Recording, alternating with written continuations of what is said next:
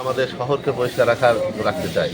এজন্য আমরা টোকেনসহ বিভিন্ন প্রতিষ্ঠান, প্রথম হাসপাতাল বা বিভিন্ন শহরের বিভিন্ন যে গুরুত্বপূর্ণ পয়েন্টগুলো আছে যেগুলো নোংরা হয়ে আছে এগুলো আমরা করবো। পাশাপাশি আমরা এটা ওই উদ্দেশ্য করছি যে আমরা এটা চালু করে দিয়ে যাচ্ছি, পরবর্তীতে যারা দায়িত্বশীল, যারা সংশ্লিষ্ট, তারা এগুলোকে ধীরে ধীরে ক্লিন করবে।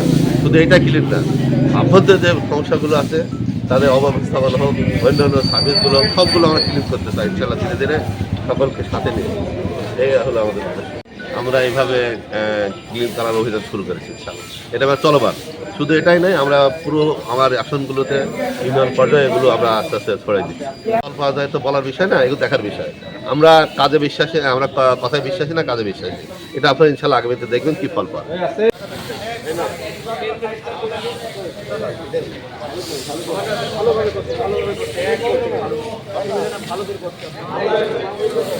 বড় ঝাঁটা নিচ্ছেন যাতে নানা চোখে পড়ে।